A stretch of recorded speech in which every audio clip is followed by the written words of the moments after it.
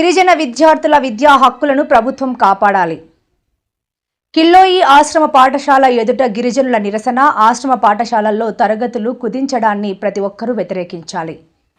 గిరిజన విద్యార్థుల విద్యా హక్కులను ప్రభుత్వాలు కాపాడాలని పలువురు గిరిజన విద్యార్థుల తల్లిదండ్రులు డిమాండ్ చేశారు.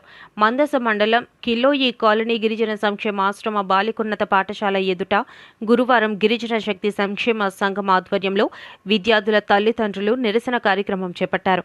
పాత పద్ధతిని కొనసాగించాలని, ఆశ్రమ పాఠశాలల్లో తరగతులు కుదించడం సరికాదని, ఈ విధానంను తీవ్రంగా వ్యతిరేకిస్తున్నట్లు ప్రకటించారు. రాష్ట్ర ప్రభుత్వం రేషనలైజేషన్ విధానాన్ని వెనక్కి తీసుకోవాలన్నారు. పాఠశాలల్లో అన్ని తరగతులు, వసతులు యథావిధిగా కొనసాగించి గ్రామీణ ప్రాంత విద్యార్థుల భవిష్యత్తును కాపాడాలని విజ్ఞప్తి చేశారు.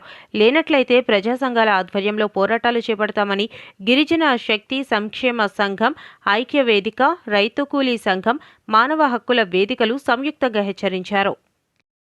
పలాస నియోజకవర్గ ప్రజలకు నమస్కారం. పలాస ప్రజావాణి యూట్యూబ్ న్యూస్ ఛానల్ కు స్వాగతం. పలాస నియోజకవర్గంలో తాజా వార్తలు, ప్రజా సమస్యలు, రాజకీయాలు, విద్యా, ఉద్యోగాలు, అభివృద్ధి అంశాలను మీ ముందుకు తీసుకువచ్చే ప్రయత్నం చేస్తున్నాము.